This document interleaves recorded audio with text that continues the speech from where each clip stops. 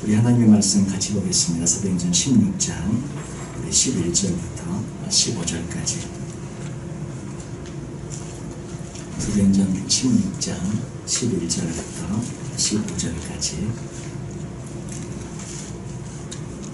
우리 다 찾으신 줄 알고 우리 한 목소리로 같이 한번 읽을까요? 같이 읽겠습니다. 우리가 드로아에서 배로 떠나 사모드라게를 직행하여 이튿날 네아폴리로 가고 거기서 빌립보에 이르니 이는 마게도냐 지방의 첫 성이요 또 로마의 식민지라. 이 성에서 수요일을 나가 안식일에 우리가 기도할 곳이 있을까 하여 문밖 강가에 나가 거기 앉아서 모인 여자들에게 말하는데 두어리가시에 있는 자색 옷감 장사로서 하나님을 섬기는 루디아라는 한 여자가 말을 듣고 있을 때 주께서 그 마음을 열어 바울의 말을 따르게 하신지라. 그와 그 집이 다 세례를 받고 우리에게 전하여 이르되 만일 나를 주 믿는 자로 알거든 내 집에 들어와 기도하라 하고 간구하여 머물게 하리라. 아멘. 지난주에 저는 제 친구 목사님이 있는 그 샌디에고 지역이었는데요. 샌디에고 지역에서 또 한 2시간 더 이렇게 사막으로 들어가는 그런 멕시코 국경하고 가까운 그런 작은 도시 엘센트로라고 하는 작은 도시에서 목회하는 제 친구 목사님 교회에 가서 잠깐 또 설교하고 왔습니다. 그 지역은 한국 우리 교민들이 별로 안 살아서 한 200명, 한 300명 차 안 되는 아주 그런 곳입니다. 근데 이제 샌디에고 지역을 가서 보니까 나무들이 이렇게 별로 없어요. 그냥 있다고 하는데 작은 나무들, 산이 그냥 막 모래들도 보이고 민둥산도 많고 그래서 이렇게 나무들이 없는데 거기서 또 한 2시간 들어갔는데 사막으로 이렇게 막 멕시코 국경 가까워 이렇게 사막으로 들어갔는데 가는 길이 전부 돌이고 돌밭이고 돌산이고 전부 그렇더라고요. 제가 이렇게 다녀오면서 우리가 살고 있는 이 버지니아가 정말 살기 좋은 천국이구나 그런 걸 다시 한번 느끼고 그분들 그곳에서 인생을 이렇게 살아가시면서 많이 힘드시고 이러신 것 같아서 천국을 소망하면서 특히 또 이미경 원사님 말씀도 이렇게 하면서 살아가시는 이야기도 하면서 천국 분명히 있으니까 소망 가운데 이렇게 살아가라고 그런 말씀을 전하고 그렇게 왔습니다. 그 지역이 무지하게 덥더라고요. 잠깐 햇볕 지나갔는데 100도 막 105도 이래가지고 얼굴이 조금 탔죠. 조금 이렇게 이해해 주시고 특별히 전 세계의 또 수많은 선교지 우리 미국에 있는 많은 한인교회들 위해서 기도해 주시고 지금 우리 한국이 대한민국도 특별한 일들이 일어나고 있지 않습니까? 우리 미국 대통령, 우리 트럼프 대통령이 북한의 또 지도자를 만나고 있고 문제도 함께하고 있고 그런 역사적인 일들이 지금 진행되고 있는데 하나님께서 이 모든 일 가운데 역사의 주관자는 하나님이시고 모든 것을 만들어 가시고 결론을 내시는 건 하나님이시니까 아마 생각이 다 다를 거예요. 모든 생각이 다 다를 건데 어쨌든 그 모든 걸 초월해서 하나님의 뜻만 이루어지는 주의 뜻이 이루어지고 주의 뜻이 성취되어지는 그런 계기로 나아갈 수 있도록 저희들이 특별히 또 기도해야 할 때인 줄 압니다. 그렇게 또 저희 모두가 기도하는 저희들 되시기를 주님의 이름으로 축원드립니다.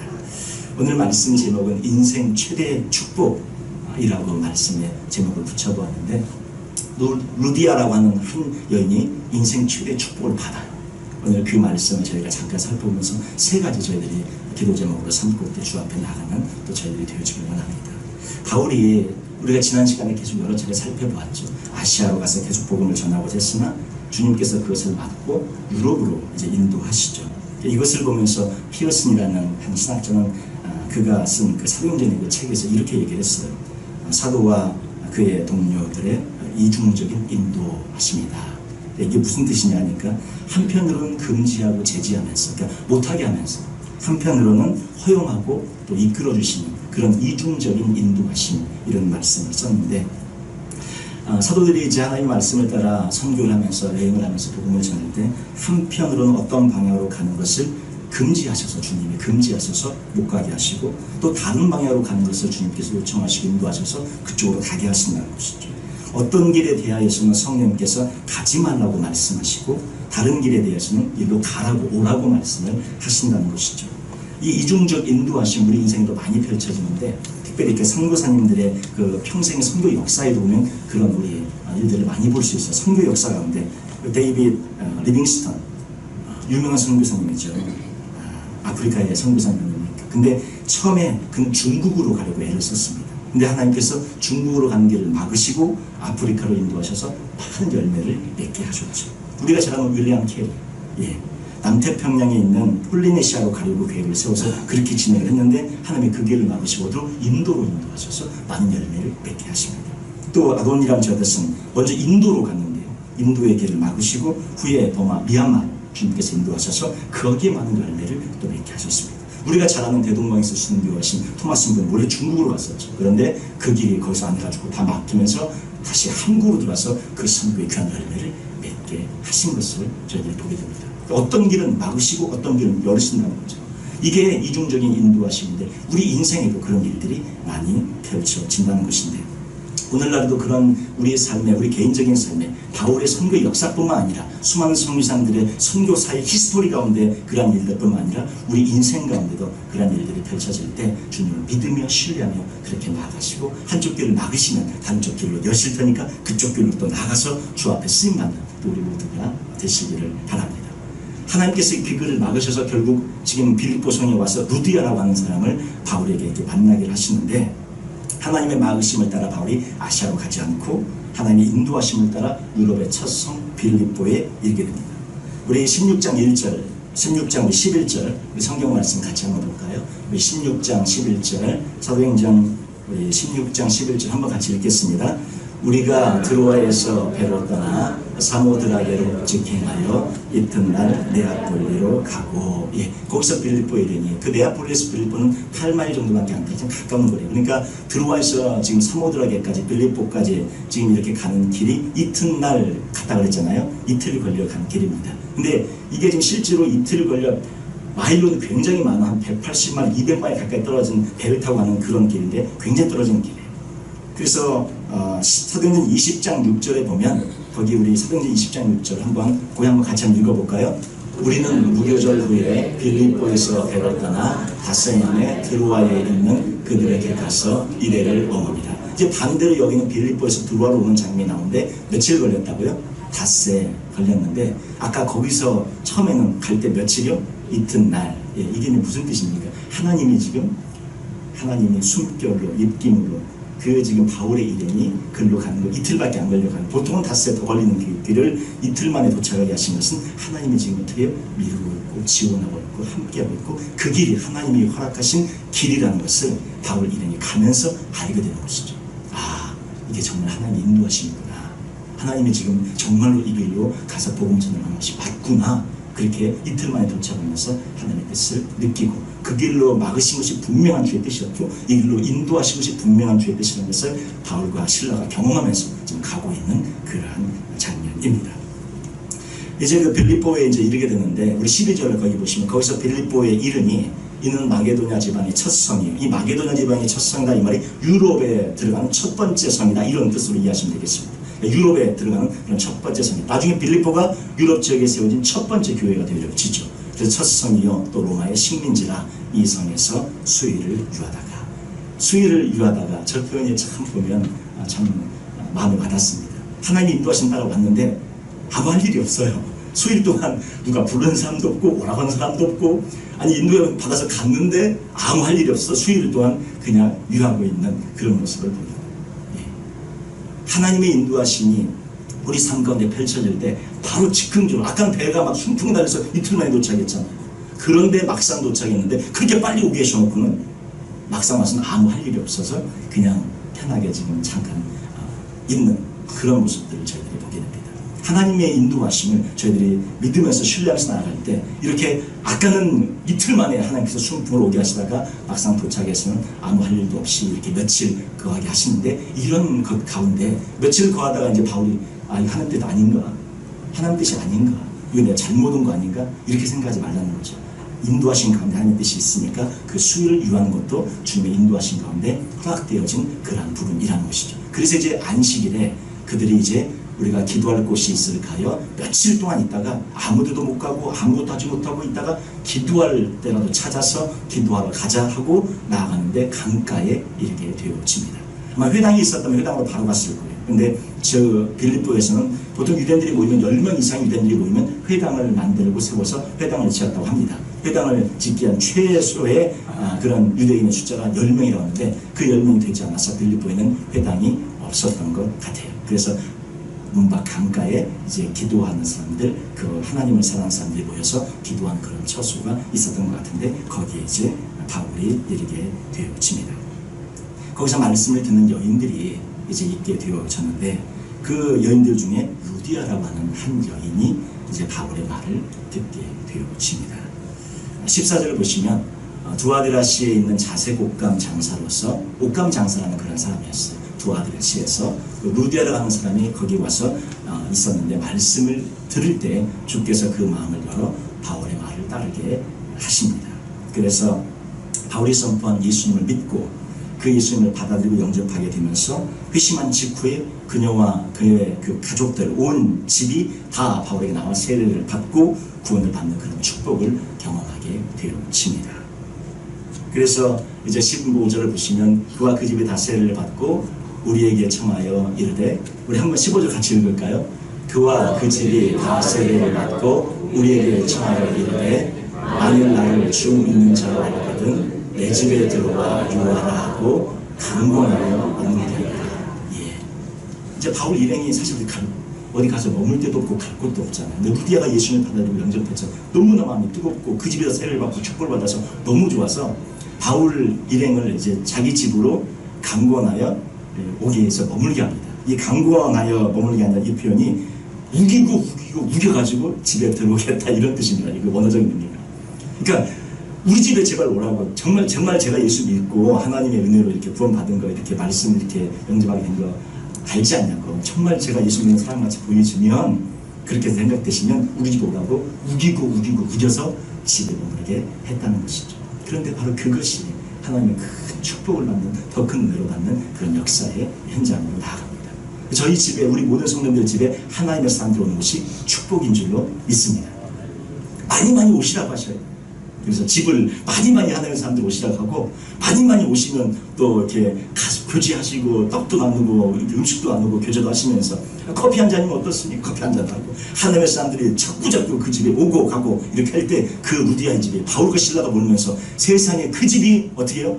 첫 번째 빌립보 교회가 그 집이 되어집니다. 그 집이 교회가 되어져요. 그리고 하나님의 은혜를 씌어진 놀라운 축복을 받게 됩니다. 우리 평생에 우리 성도님 성교는 바로 우리의 집이 교회가 된다면 얼마나 좋겠습니까? 더구나 유럽에서 첫 번째 교회가 선교 역사 가운데 되어진 빌립보 교회가 저 집에서, 루디아의 집에서 시작됐는데, 단순히 바울과 실로 초청하고 초대했는데 그 초청과 초대가 단순한 것이 아니라 하나님의 인생 초대 축복이 그 집에 그냥 넝쿨째 들어오게 되는 그런 역사가 펼쳐지는 거예요. 그래서 우리 하나님의 사람들 주변에 계시면 우리 집에 와서 차 한잔하자, 우리 집에 와라, 우리 집에 와서 같이 기도하자. 이게 어떻게 그냥 내일 인사처럼 되어져야 돼. 우리 집에 가자, 우리 집에 가자. 서로 자기 집으로 오라고 해야 돼. 서로 자기 집으로.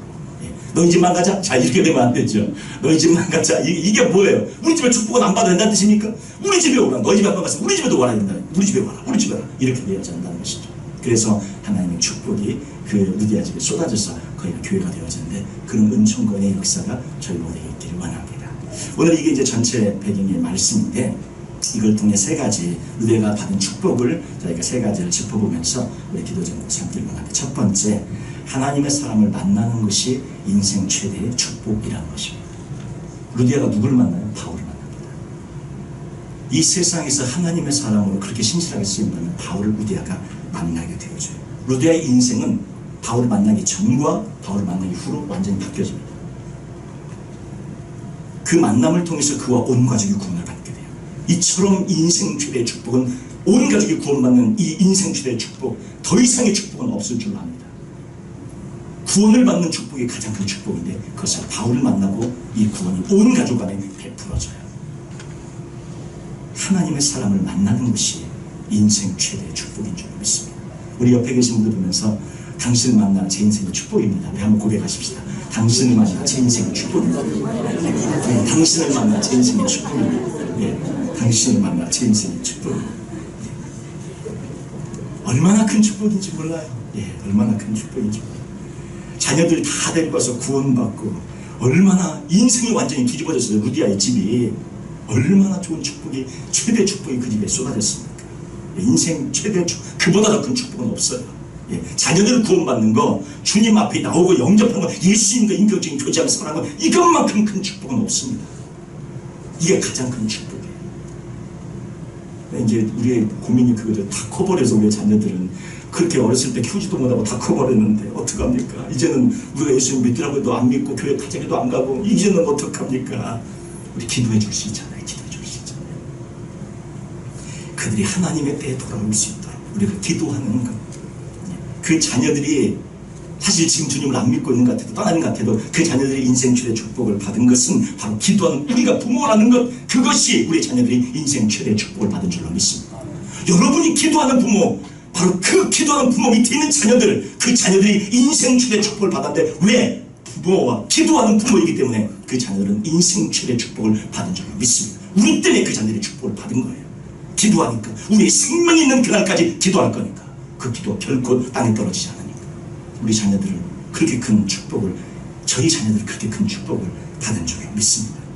그들을 위해서 끝까지 중보하십시다. 포기하지 않으시면 돼요. 끝까지 기도하면서 그 자녀를 주 앞에 돌아올 때까지 끝까지 포기하면서 기도하지 않고 나가면 그 자녀들 인생 최대 축복을 받은, 누구 때문에? 우리 부모님들 때문에, 바로 여러분 우리 때문에 우리 자녀들이 인생 최대 축복을 받는, 루디아 때문에 그 자녀들이 축복을 받은 것처럼 그런 저희들이 되어지기를 원합니다. 그들은 바울을 집으로 초청합니다. 그리고 그 집에서 빌립보 교회가 시작이 되어집니다. 그 교회가 말씀드린 것처럼 유럽 최초의 교회입니다. 유럽 최초의 교회 빌립보 교회는 누가 세웠습니까? 자주옥감 장사한 한 여인이 세웠습니다. 루디아라고 하는 한 여인이 세웠습니다. 거대한 사람이, 높은 사람이 세운 것 아니에요. 그냥 장사하는 한 여인이 빌립보 교회를 세운 것입니다. 루디아가 바울이라는 사람을 만나서 그의 인생이 달라집니다. 그 전까지는 살지만 무엇을 위해 사는지 몰랐고 그렇게 산다고 산지만 인생의 비전과 목표가 없었지만 이제는 구원받은 인생이 되어져서 자신의 집에서 유럽의 전축이 진 첫 번째 교회가 세워지고 이 교회를 바탕으로 유럽 선교가 시작이 되어지는 그런 하나님 앞에 쓰임받는 인생 최대 축복을 루디아가 받게 되어집니다. 이처럼 큰 축복이 어디에 있습니까? 이제는 옷감 장사를 해도 무엇을 위해? 하나님의 나라를 위해, 주님을 위해. 저는 왜 하는지 모르는 거죠. 그저 하는 것이, 가장 크게 생각하는 것이 가족을 위해, 자녀들을 위해 하는 것이죠, 장사가. 그런데 이제부터는 그 옷감 장사가 누구를 위해서 하는 거예요? 하나님을 위해, 예수님을 위해, 하나님의 나라를 위해 하는 그런 비전 있는 삶으로 바뀌게 되어지는 것이죠. 우리도 오늘 저희가 왜 살고 있습니까? 왜 살아야 합니까? 하나님을 위해, 하나님의 나라를 위해 저희가 쓰임받는 도구로 살고 있는 줄로 믿습니다. 우리의 삶이 인생 최대의 축복을 받는 루디아처럼 그렇게 살아가시는 우리 모두가 되시기를 주님의 이름으로 축원드립니다. 두 번째, 이 말씀을 통해 저희가 생각해보고 싶은 기도 제목은 무엇이냐면 말씀을 듣는 그 한 사람이 되는 것이 인생 최대의 축복이라는 것입니다. 그 수많은 여인들이 있었는데 다른 여인들은 말씀 아무도 안 듣습니다. 한 명만 들어요. 누구만? 루디아만 들어요. 자, 말씀 보셔요. 말씀 보시면, 자, 그 말씀이 뭐라고 되어 있으면 한번 보십시오. 예. 13절 14절 13절 한번 13절 14절 같이 읽어보겠습니다. 안식일에 우리가 기도할 곳이 있을까요? 문밖 강가에 나가 거기에 앉아서 모인 여자들에게 말하는데, 14절입니다. 두아드라시에 있는 자색 옷감 장사로서 하나님을 섬기는 루디아라는 한 여자가 말을 듣고 있을 때 주께서 그 마음을 열어 바울의 말을 따르게 하신지라. 13절에 보면 여자들에게 말하는데 여자들이 있었어요. 몇 명인지까지는 정확히 안 나옵니다. 여인들이 있었습니다. 그 많은 여인들 있었는데 바울이 말을 전할 다른 사람들은 아무도 안 들어요. 그런데 오직 한 여인 루디아가 그 말씀을 듣고 경청을 합니다. 바울이 왜 빌립보로 오게 되었을까요? 하나님께서 루디아를 만나게 하시려고. 바울을 이리로 인도하신 이유는 그 한 사람 만나게 하기 위해서 하나님께서 인도하셨고, 그 한 사람을 시작으로 유럽에 온 그런 선교의 그런 역사가 열리도록 그 루디아 한 사람에게 복음이 전해지고 그 한 사람을 통해 교회가 시작되어지게 하시는 것입니다. 사람은 한 명이에요. 사람은 루디아 단 한 명인데 이 단 한 명이 어떻게 해요? 교회 교인은 몇 명에 단 한 명밖에 없어요. 교회 교인 단 한 명, 그와 그 집 식구들, 그게 전부인데 바로 그것이 빌립보교회 유럽 선교회 전체가 열려지는 그런 축복의 역사가 펼쳐지는 은혜의 역사가 되어졌습니다. 주님은 한 사람의 간절한 그런 소망을 보시고 그 말씀에 반응하는 그 한 여인을 통해 하나님의 선교의 역사를 시작하십니다. 많은 사람 아니었습니다. 한 명이었습니다. 130년 전에 우리 한국의 언더우드 아펜젤러 선교사님 초기에 와가지고 복음 전했을 때 많은 사람들이 막 그렇게 한 거 아니죠. 소수에게 몇 명이 계시는데 지금은 1000만 명이 넘게 되지 않습니까? 우리가 이처럼 하나님의 복음에 반응한 그 한 사람이 되어졌을 때 우리를 통해 하나님의 나라의 역사가 펼쳐질 줄 믿습니다. 먼저 우리 자녀들이, 그리고 우리 자자 손손이 복음을 받고 우리 주변의 모든 사람들이 예수 앞에 돌아오는 그런 은혜의 역사. 한 명이 1000만 명이 되는데, 선교사님들 아까 얘기했잖아요. 수많은 그 선교사님들 단 한 명이 가서 복음을 전하는데 그들이 나라 전체가 주 앞에 돌아오는 그런 역사들이 얼마나 많이 있습니까? 루디아 단 한 명인데 그 한 명을 통해 하나님의 교회가 시작되는 것을 저희들 보면서 이렇게 말씀을 듣는 그 한 사람이 되시기를, 그 말씀에 반응하는 한 사람이 되시기를 주님의 이름으로 축원을 드립니다. 세 번째, 저희가 이 루디아가 말씀을 듣고 말씀에 이렇게 받아들이는 그런 과정을 보면 14절 다시 한번 볼까요? 다시 한번 한 목소리 읽겠습니다. 도아베라 지에 있는 자세독감 장사로서 하나님을 섬기는 루디아라는 한 여자가 말을 듣고 있을 때 주께서 그 마음을 열어 바울의 말을 따르게 하시니라. 여기 마지막 부분입니다. 주께서 그 마음을 열어. 세 번째는 주님이 마음을 열어주시는 것이 인생 최대 축복이라는 것입니다. 주님이 마음을 열어주시는 사람입니다. 루디아는 주님이 마음을 열어주셨어요. 자신이 물론 들었지만 그 마음을 열어주신 분은 주님이십니다. 주님이 마음을 열어주셔야 들리는 것이 복음입니다. 주님이 믿도록 도와주셔야 믿어지는 것이 십자가하고 복음이에요. 내가 믿으려고 해서 믿어지는 것이 아닙니다. 주님이 마음을 열어주셔야 그 마음이 열리는 줄로 믿습니다. 그래서 구원은 주님의 십자가로 먼저 다 이루신 것이고 그 십자가가 믿어지도록 역사하셔서 우리가 믿게 되어지는 것입니다. 구원을 받는 것은 주님의 십자가로, 주님이 이루신 그 십자가를 통해서 저희가 하나님의 선물로, 은혜로 구원을 받게 되어집니다. 믿음으로 구원을 받는 것입니다. 예수님을 믿는 자는, 저희는 그런 고민을 하실 필요가 없어요. 예수님을 믿는 자는, 구원을 받은 자는 그 구원을 잃어버릴까 염려할 필요가 없으십니다. 안 믿는 사람들은 염려해야죠. 구원 받았는지 안 받았는지 잘 모르겠다 염려해야죠. 근데 내가 예수님을 믿고 내가 예수님을 나의 구세주로 받으러 영접한 사람은, 구원받은 자는 그 구원을 잃어버릴까 염려할 필요가 없다는 것입니다. 염려가 만약에 되신다면 이렇게 한번 생각을 해보시면 좋겠습니다. 이제부터 안 믿어야지. 이제부터 예수님 안 믿어야지. 내가 안 믿으려고 한번 작정을 해보시면, 한번 해보십시오. 지금 한번 먹어보세요. 마음. 내가 오늘부터 안 믿겠다. 내가 오늘 이 시간부터 내가 예수님 안 믿어버리게 작정하겠다. 되실 것 같으세요? 안 되실 것 같으세요? 불가능합니다. 여러분, 예수님을 내가 오늘부터 안 믿겠다 작정을 하고 내가 안 믿기로 작정하고 안 믿어보겠다 아무리 애를 써도 예수님을 이미 알고 만나고 사랑하고 믿고 찬양하고 경배한 우리가 아무리 안 믿으려고 해도 되지가 않아요. 구원받은 하나님의 사람들이 구원을 잃을까 염려할 필요가 없다는 것입니다. 구원 안 받은 사람은, 애초에 구원을 안 받은 사람은 염려해야죠. 구원을 받은 자가 주님을 부인할 수 있을 것 같으세요? 여러분, 예수님 부인해라. 예수님 부인하라. 지금 여기, 자, 우리 작정하고 한번 부인해 보십시다. 예수님 부인하자. 예수님 지금부터 내가 부인하자. 작정하고 부인한다고 해서 부인할 수 있으실까요? 우리 보고 그 중에 하라고 하시면 예수님 내가 부인하겠습니다 하실 분 있으세요? 단 한 사람도 없습니다. 구원 받은 자는 주님을 부인할 수 없습니다. 안 믿을 수 없고 주님을 떠날 수 없습니다. 만약에 주님을 안 믿을 수도 있을 것 같다 그런 생각이 들어지신 분은 아직 예수님을 구주로 영접하지 않으신 겁니다. 예수님이 없어도 살 것 같다 이렇게 느껴지신 분이 계신다면 아직 구원을 받지 못한 그런 삶입니다. 예수님을 찬양하고 예배하는 것이 지루하고 막 죽을 것 같고 이런 사람은 아직 구원을 받지 못한 사람입니다. 그런 사람들이 이제 하는 게 뭐냐면 구원을 받았다고 착각하다가 구원을 받았다고 자기도 막 섞여 있으니까 나 구원 받았겠지 착각하다가 실제로 보니까 구원받지 못한 것을 알고 아 내가 구원받지 못했구나 이렇게 깨달을 수는 있어요.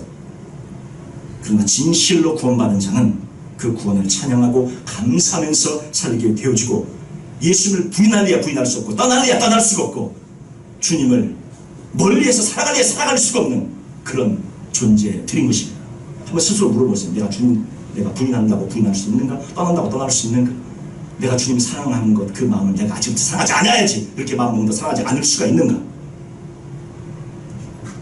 그거 가능하죠? 저는 안 되거든요. 되십니까? 제가 태어나기도 전에 주님이 저를 택하시고 사랑하셔서 은혜로 주시고 그 인도하신 그 예수님의 사랑이 그것이 지금까지 제 마음에 절절히로 느껴지는데 그거를 우리가 내가 안 믿어야지 내가 부인해야지 이런다고 되어지시냐고요? 안 된다. 안 돼. 아무리 주 예수님을 부인하려고 예수님 안 믿어요. 안 되는 거예요. 왜? 주님이 내 안에 살아계시고 구원받은 자이기 때문에 그 구원받은 자는 그렇게 할 수가 없는 거예요. 그 예수님 안에 성령께서 살아계시다. 문제는 뭐냐? 구원 안 받은 자들이 구원받은 것처럼 섞여가지고 구원받았다고 생각하면서 막 이렇게 얘기하면서 삶의 열매도 보이지 않고 아마 열매도 회개 열매도 보이지 않으면서 구원받다 하니까 우리가 헷갈리는 거죠. 진짜 구원받은 사람들은 삶이 변하고 열매가 있고 회개 열매들이 맺혀져 가는 거죠. 그래서 주님이 말씀하는 것은 무엇이냐면 회개의 열매를 보여주라는 거예요. 삶의 변화의 열매를 내어놓으라는 거예요. 정말 구원받은 자 맞게.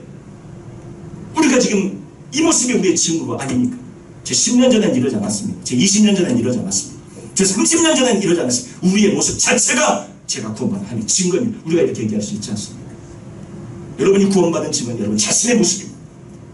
30년 전에 여러분 이렇게 살지 않았습니다. 40년 전에 50년 전에 이렇게 살지 않았습니다. 더 엉망으로 살았지. 지금은요 조금이라도 거룩할까? 조금이라도 이 죄를 내가 싸워서 이겨낼까? 내가 주 앞에 좀 더 주님 앞에 하나님의 사람으로 살아가지고 몸부림치고 있는 그 자체가 구원받은 증거입니다. 문제는 한국교회가 너무나 엉망으로 막 살아가고 있어가지고 구원받았다고는 하는데 열매가 없고 증거가 없고 회개 열매가 없는 거예요. 진짜 구원받았냐? 심각하게 생각해 봐야 되는 거죠.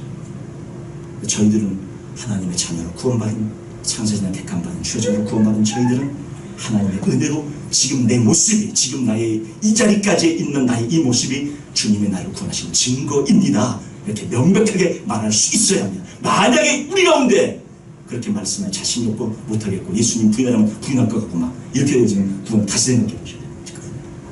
진짜 구원받은 자는요 아까 얘기했잖아요. 저 말씀 주께서 그 마음을 열어라고 말했어요. 루디아가 여는 게 아니에요. 누가 열어요? 주님이 열어요. 주님이 여는 걸 누가 닫아요? 닫을 수 없어요. 주님이 열어서 구원받게 하는 걸 누가 그 구원을 가져가요? 못 가져갑니다. 주님께서 하신 거예요. 예수의 십자가에 우리가 무엇을 하신 것이 없습니다. 주님이 하신 것 우리 믿음으로 은혜로 선물로 받는 것 뿐입니다. 주께서 그 마음을 열어 바울의 말을 따르게 하시는지라. 우리 하나님의 사람들 지금 우리의 모습으로 예수님을 증명해내시랍니다. 나의 구원받은 모습을 나의 모습으로 증명해내시는 우리 모두가 되셔야 합니다. 그래서 삶의 변화로 회개의 열매로 예수님 믿은 구원받은 자는 것을 증명하며 사실 의무가 우리에게 있는 거예요. 그것으로 구원받으라가 아니라 이미 구원받은 자이기 때문에 삶으로 구원받은 것을 증명해내고 열매로 보여주라는 것입니다. 그러한 저희들 이 말씀 한 구절에서도 주께서 그 마음을 열었다. 루디아가 왜 구원받았어요? 주님이 열었기 때문에. 루디아 집에 왜 교회가 됐어요? 주님이 그 마음을 열어 구원받게 하셨기 때문에 루디아가 구원받고 교회가 되어진 거예요. 루디아 자기가 한 게 아니라 누가요? 하나님께서 창세전에 어떻게 해요? 택하셔서 루디아를 빌보 교회 첫 번째 유럽 선교의 교회가 되게 하기 위해서 주님께서 이끌어 주셨다는 것을 말씀해 주고 있는 그런 부분입니다. 그래서 그와 그 집이 다 세례를 받고 우리에게 청하여 이르되 만일 나를 주 믿는 자로 알거든 내 집에 들어와 주어라 하고 강론에 머무는 게 아니라 하면서 하나님의 빌보 교회가 시작된 것을 저희들이 보게 되어집니다. 오늘 이 말씀 세 가지 마지막 거 저희들이 생각하면서 주님이 그 마음을 열어주시는 것이 인생 최대의 축복이라는 것. 세 번째, 우리 기억하면서. 첫 번째는 뭐였습니까? 하나님의 사람을 만나는 것이 인생 최대의 축복이다. 두 번째는요, 말씀을 듣는 한 사람이 되는 것. 그리고 세 번째는 주님의 마음을 열어주시는 그런 사람들이 되는 것. 그래서 이 인생 최대의 축복을 받아 우리가 우리의 삶을 주님 앞에 아름답게 드리고 나가는 우리 모두가 되시다.